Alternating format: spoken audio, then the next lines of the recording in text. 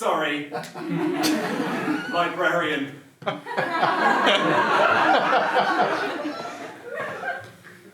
Hello, my name is Rowan, he, they, and today I will be your roaming librarian. Now, a couple of you may not know what a roaming librarian is, and I think the best way for me to explain that to you is through a story. Once upon an autumn day, a roaming librarian, like myself, but smarter dressed, and the thing that gave away that he was well-travelled was his tattered shoes. He was wandering through the woods, and he came across a boy sat on a tree stump with the kind of melancholic gaze at the floor that was older than his years.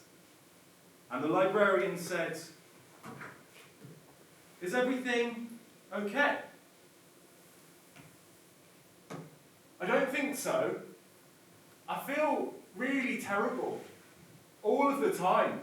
About everything, but about nothing also. And I have no idea what needs to happen, but yeah. I'm really sorry to hear that. Maybe I can find you a book that might help." "You are? A book? Some food might help me if I was hungry. A house might protect me from the cold, but a book? I understand right now how that seems like it wouldn't make sense. And there's probably a way for me to explain that to you more easily. And I think the best way will be through a story. Once upon a spring day, I was walking beside a field, and I came across a man who was digging a hole, and he had a sort of sad, possessed look as he kept on digging. And I went up to him and I said, "Hello, you all right?" "I'm happy." "Oh, okay. Are you sure that's how you feel?" "I'm happy." And I asked one more time, "How are you?" And he kept on digging for 30 seconds before he said, "I'm happy." So as he kept on digging, I read him a story. This story is called The Blueberry King, and it was written by Fynn Roberts.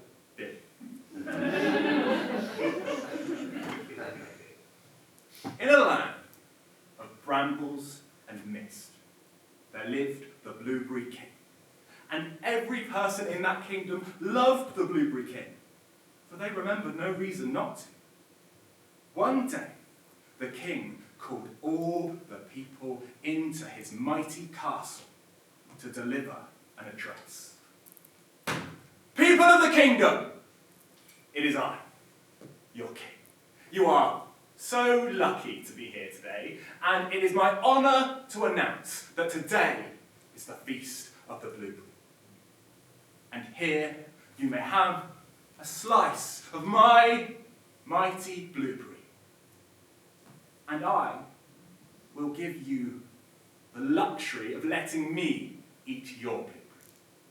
Now, this may seem like an odd culinary tradition, but it was actually a magical transference where, when you eat a blueberry of another, you gain their most treasured, happy memory.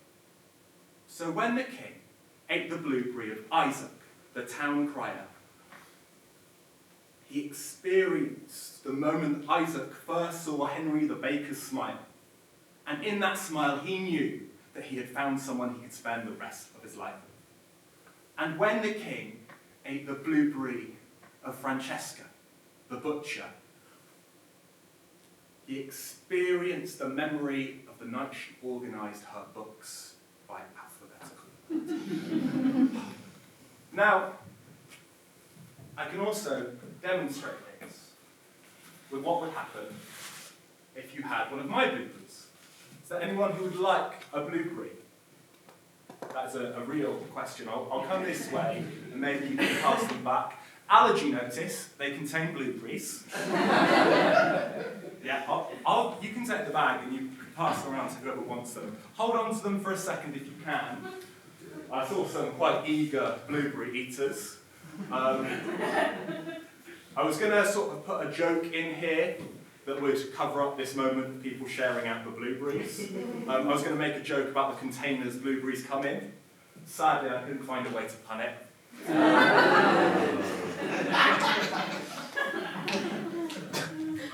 Now, I will also tell the memory to the rest of you who don't have the blueberry so you can all experience it too.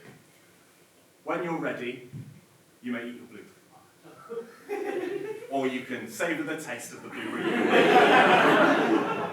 Now this memory is of a magical day in Wales where I was going to a school trip to see a paper mill, and it was so close to the little wooden house I lived in that I could walk there with my mum and my older brother.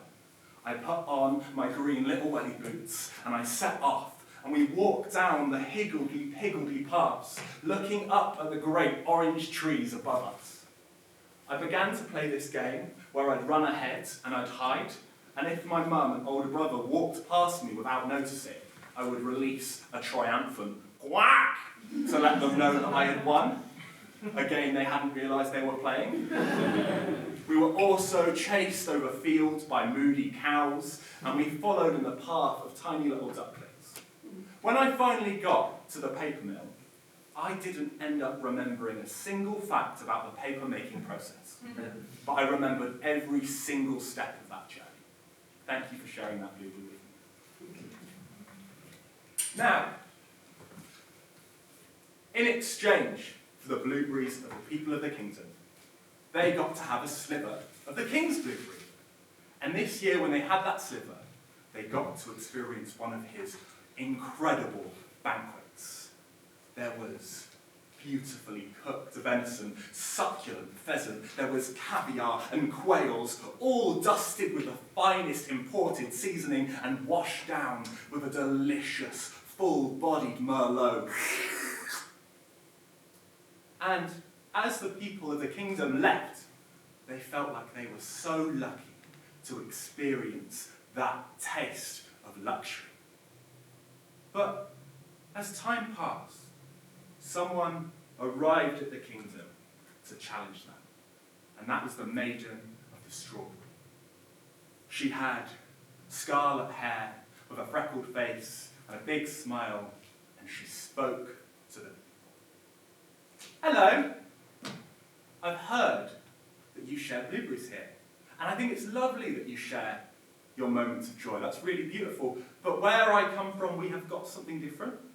We've got the strawberry. Now, the strawberry's a little bit different from the blueberry. You don't get a happy memory. You get your saddest memory. Perhaps one that you've avoided for years and that's disappeared to the back of your mind. And I won't hand that fruit out to anyone else, but I will demonstrate.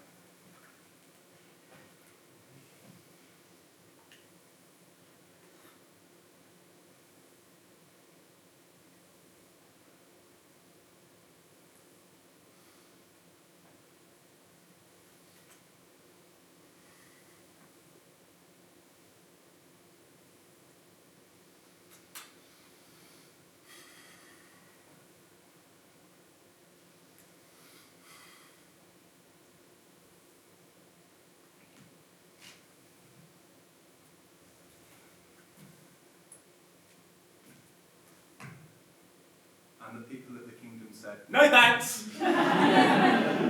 We don't really want that. We're all right. We're already sad enough when we have to pay tax, thank you." And so, the maiden of the strawberry told them the story. She said, "There was a time where I was travelling along, and I came across a farmer. And they welcomed me into their farm, and I helped with the work, and I offered them a strawberry.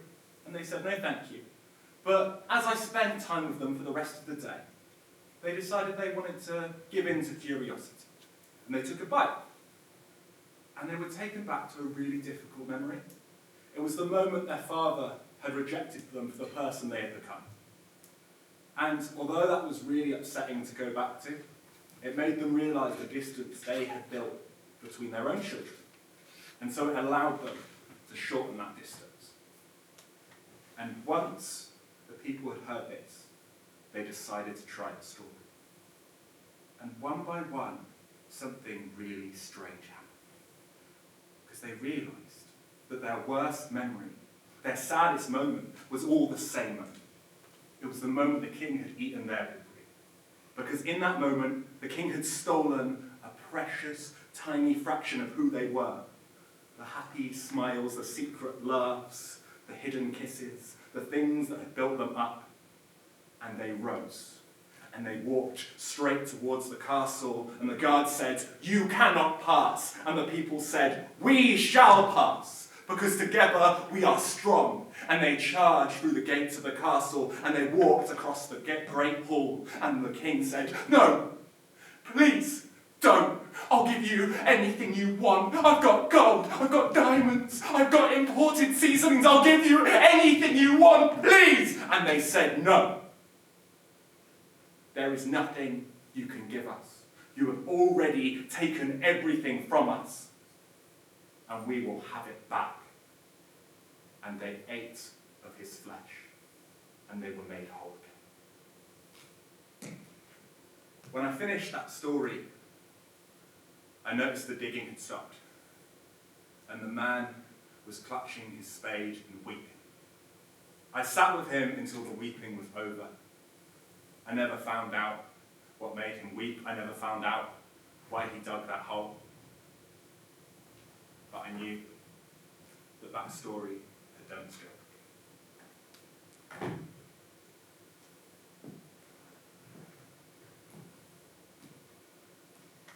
And when the librarian finished explaining that story to the boy on the log, the boy said, "That doesn't really help me. I already know I'm sad, so I just don't really know why, but I kind of did like the ending." Okay, let's find you a different story. Once upon a spring's day, I was walking by a river and I came to a bridge, and I saw a woman looking over as the water passed her by. And I said, "Hello, you all right?" And she said, No, actually, I'm having a really difficult time. You see, me and my daughter just aren't clicking anymore. She's becoming a baker and I don't understand it. I can't make flour do that magical thing where it rises. And I'm worried that if I even try, I'll make her feel like I don't get who she is. And the librarian said, "Yeah, that really makes sense. I'm sorry to hear that. Let me see if I can find a story that will help."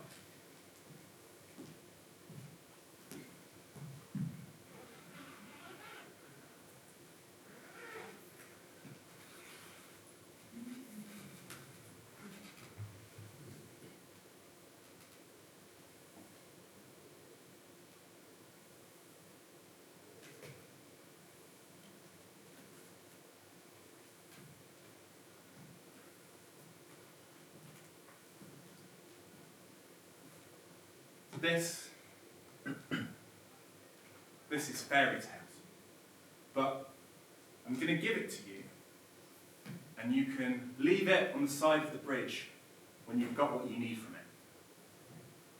And this is the story that she read.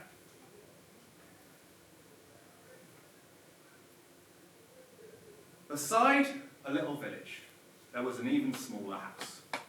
And in that small house, there was a woodsman and his daughter, Carla. And the woodsman worked really hard so that he could get enough for his daughter while still having time to be there for her, to teach her the different calls of the birds, to show her what berries were good to eat and how to live with the land. But one day, Carla said to him, "Dad, I kind of want to go to the village and see what it's like there." And The woodsman was nervous about that, because he was scared she'd feel different from the rest of the kids, but wanting to make her happy, he said, of course.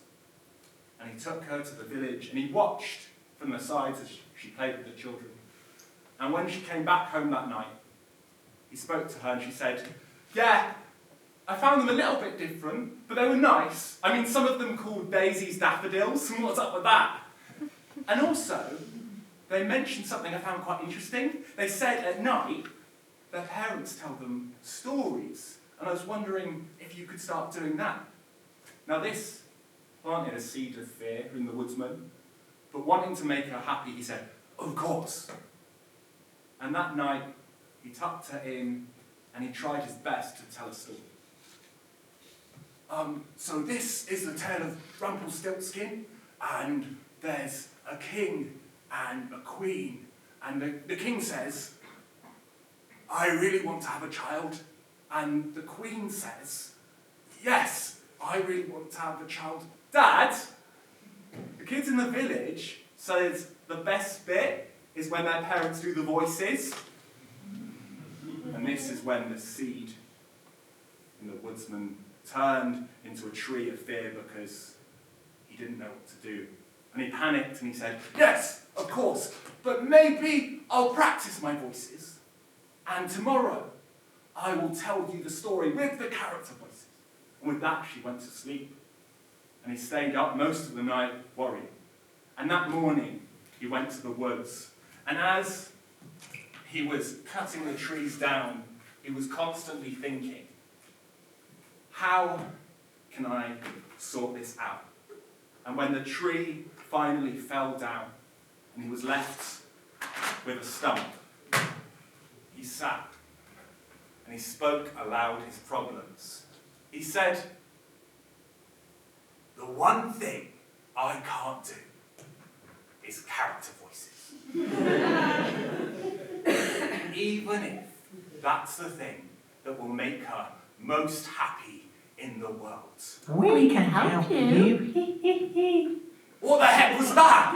We are the lights at the edge of your vision. The whispers you can't quite hear. The truth behind the stories. Are you fairies? Yeah, we're fairies, duh. And how can you help me? Can you do a spell to change my voice? We can be your voice. What? How? Just open up. Let us in. Okay.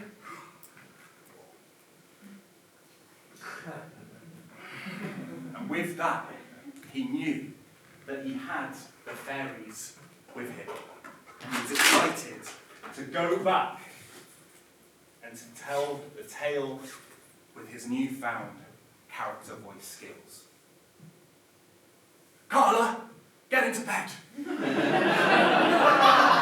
going to tell you a story.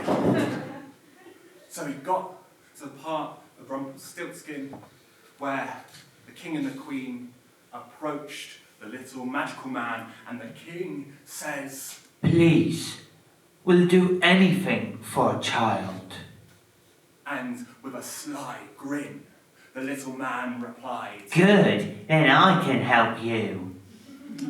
And after a week's time, the little man brought the baby to the king and the queen immediately fell in love. And she said, I will look after you forever. Now this was all going quite well.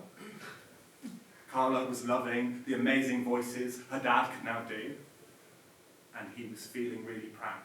But it took a turn when he got to the part where the king and the queen have to guess Rumpelstiltskin's name.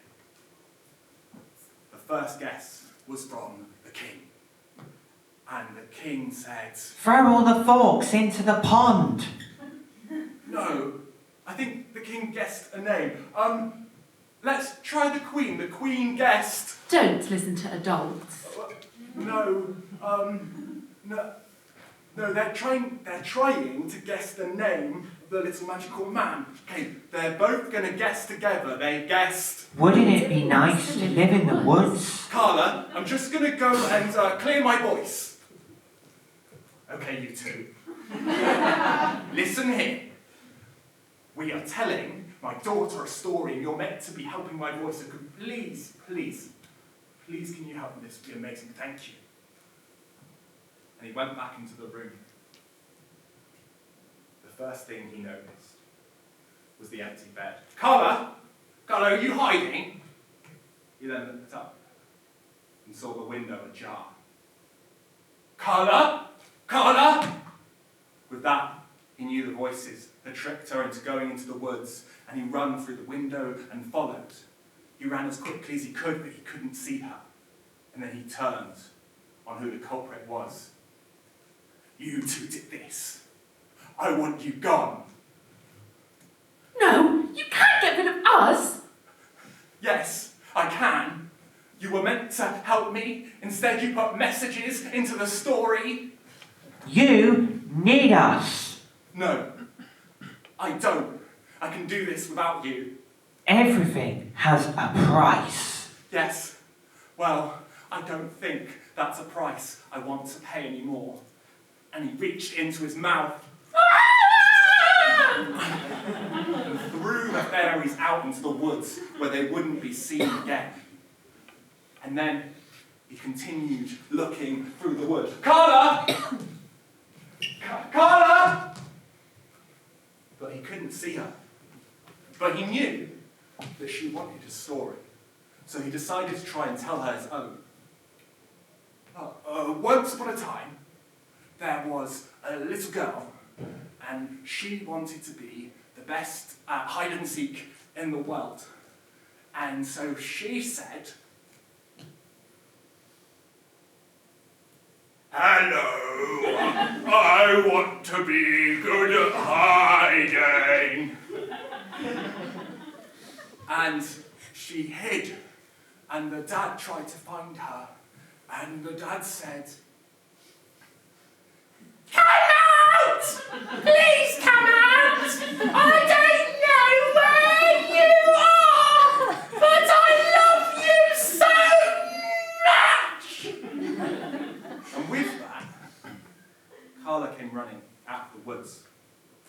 Dad, your character voices are terrible. I love them. And they had an embrace. And with that embrace, they knew that story night would not be coming to an end. When I came back to the bridge, I found the book left on the side, and on top of it was a slightly too salty cupcake. But I knew that that book had done its job.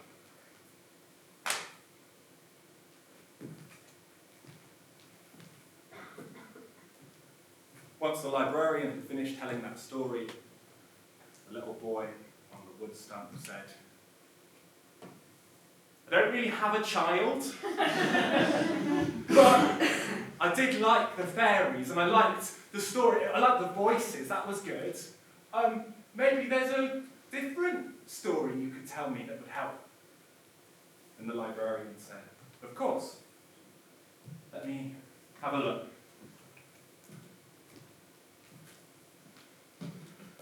So, the next time that the librarian was wandering through, they walked into a town, and they came across a carpenter who introduced himself as James, and James was sat trying to make something, but he wasn't doing anything. There was a lump of wood in front of him, and all the tools and all the skills, but he was just staring at it. And so I said, "Is there anything I can do to help, James?" And he said, I don't want to start, because I'm worried that if I start, I'll make a mistake and then it'll be wrong and then it's ruined. I don't know what to do." And I said, "Feels like that needs a picture book."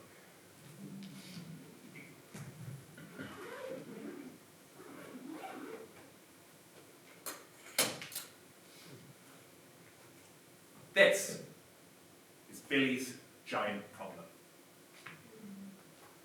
Art by Jess Corlett. Written by Bob William Flynn.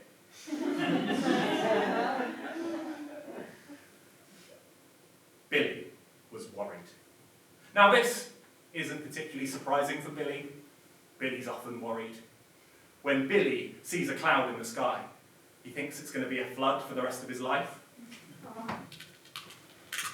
Billy walked along and saw that it was night time. And Billy said, "Everything is doom and gloom. The sun was out, the flowers were in bloom, and now I'm left with the stars and the moon. I hate this, I'm off to my room." "Billy, you should have just waited. The sun comes up in the end." But Billy travelled on and came across something that scared him. It looked like a witch. "Everything is doom and gloom. There's a witch stirring a cauldron with a spoon. It's probably got a black cat and a broom. I hate this. I'm off to my room." "Billy, it's only Rob making a soup." But Billy wandered off and came across something scary. "Everything is doom and gloom. It's a ghost rising like a fume. Some unearthly spirit escaped from its tomb. I hate this. I'm off to my room." "Oh, Billy, it's only Mildred doing her sheets." But Billy continued onwards. And Billy saw something in the distance. It looks like it might be quite big. It looked like it might be a giant. And it came closer. Or did it? As it came closer, it got bigger, and Billy was sure it would be a giant. And so he ran off to speak to Mildred. "Mildred, a giant's coming!" "Oh, Billy, the way you exaggerate about things. They're probably only 5'10", 5'11". So Billy went back to check. And as Billy watched, the person coming got bigger and bigger. And Billy was sure that it must be a giant, so Billy ran off to Rob.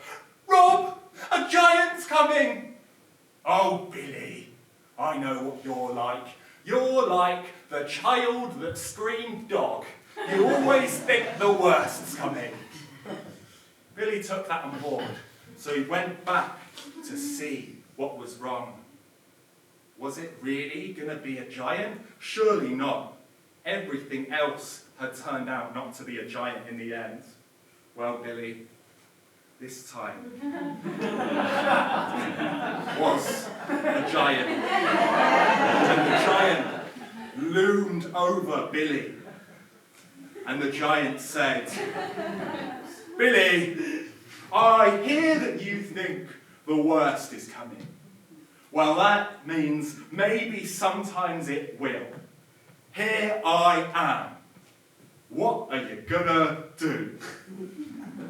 And Billy ran like hell. Ran all the way home. Billy wasn't dealing with that. Billy ran to his home, where he knew he'd be safe. Because he could be safe at home. And he tucked himself up on his sofa and curled into a ball. And the giant said, "Billy, I'm a giant." And the giant crushed its hand through the roof and figured its way around trying to find him, and eventually grabbed him and pulled him out and smashed the rest of the house down and lifted him up.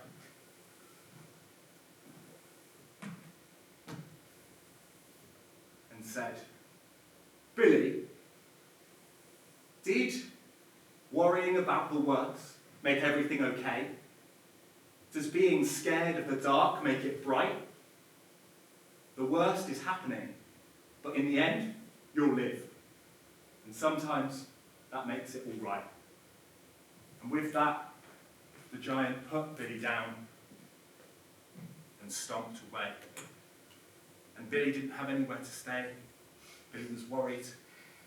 But Mildred and Rob gave him what they could and said they'd help him rebuild.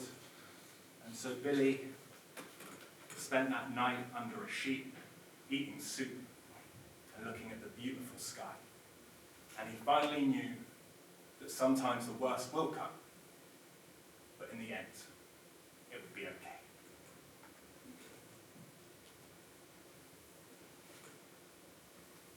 And once I finished that story, the carpenter got to work. Didn't worry about the mistakes. He started. In fact, he added the shelves. And as the librarian finished their story, the little boy on the tree stump looked up and said, "Yeah, I quite like that one. I think that one really could have helped me, but maybe it didn't. Maybe I need another one. Maybe just one more story." In the end, the roaming librarian never found the story that would help the boy on the stump. Because some people just need one story. But some people, they get the whole library. Thank you very much.